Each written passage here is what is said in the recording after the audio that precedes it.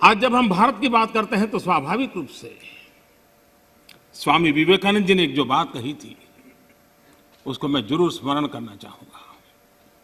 विवेकानंद जी ने कहा था, every nation has a message to deliver, every nation has a message to deliver, a mission to fulfil, a destiny to reach.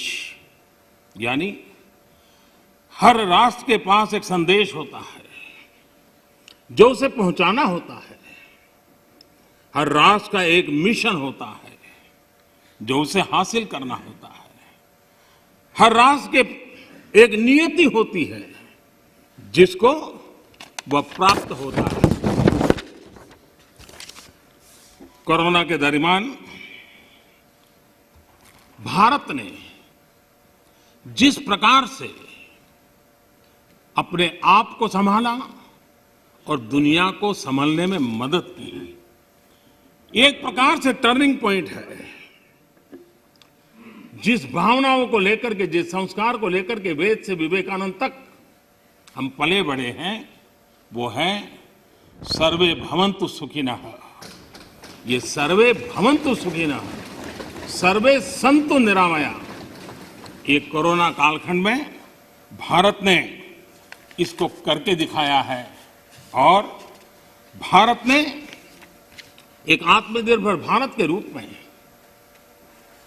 जिस प्रकार से एक के बाद एक ठोस कदम उठाए हैं और जन सामान्य ने उठाए हैं, लेकिन हम उन दिनों को याद करें कि जब दूसरा विश्व युद्ध समाप्त हुआ था, दो विश्व युद्ध ने दुनिया को झकझोर दिया था। मानव जात, मानव मूल्य संकट के घेरे में थे, निराशा छाई हुई थी। और सेकेंड वर्ल्ड वॉर के बाद पोस्ट वर्ल्ड वॉर एक दुनिया में एक नया ऑर्डर, न्यू वर्ल्ड ऑर्डर उसने आकार लिया। शांति के मार्ग पर चलने के शपथ हुए। सैन्य नहीं सहयोग, इस मंत्र को लेकर के दुनिया के अंदर विचार प्रबल होते गए। यूएन का निर्माण हुआ, इंस्टीट्यूशंस बनी, भांति भांति के मैकेनिज्म तैयार हुए ताकि विश्व को पोस्ट वर्ल्ड वॉर के बाद एक सुचारू ढंग से शांति की दिशा में ले जाया जाए। लेकिन अनुभव कुछ और निकला। अनुभव ये निकला कि दुनिया में शांति की बात हर कोई करने लगा। पोस्ट वर्ल्ड वॉर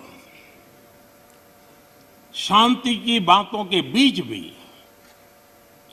हर कोई जिसकी ताकत थी अपनी सैन्य शक्ति बढ़ाने लगा। वर्ल्ड वॉर के पहले दुनिया के पास जो सैन्य शक्ति थी, यूएन के बाद वो सैन्य शक्ति अनेक गुना बढ़ गई। छोटे मोटे देश भी सैन्य शक्ति की स्पर्धा में आने लग गए। शांति की चर्चा बहुत हुई, लेकिन हकीकत इस बात विश्व को स्वीकार करना होगा कि सैन्य शक्ति की तरफ बड़ी बड़ी ताकतें और पुरजोश चल पड़ी। जितने इनोवेशन हुए, रिसर्च हुए, वो इसी कालखंड में हुए सैन्य शक्ति के लिए। पोस्ट कोरोना भी एक नया वर्ल्ड ऑर्डर नजर आ रहा है।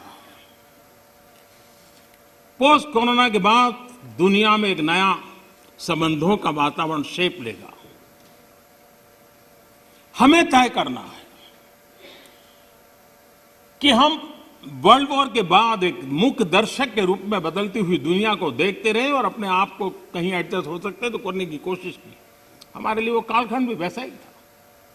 लेकिन आज पोस्ट कोरोना जो नया वर्ल्ड ऑर्डर तैयार होगा, और होना ही है, किस रूप का होगा, कैसा होगा, कौन उसको इनिशिएट करेगा, वो तो वक्त बताएगा। लेकिन दुनिया ने जिस प्रकार से संकट को झेला है, दुनिया इस पर सोचने के लिए मजबूर हुई है और होना है। ऐसी स्थिति में भारत विश्व से कट करके नहीं रह सकता। भारत एक कोने में गुजारा नहीं कर सकता है। हमें भी एक मजबूत प्लेयर के रूप में उभरना होगा, लेकिन सिर्फ जनसंख्या के आधार पर हम दुनिया में अपनी मजबूती का दावा नहीं कर पाएंगे।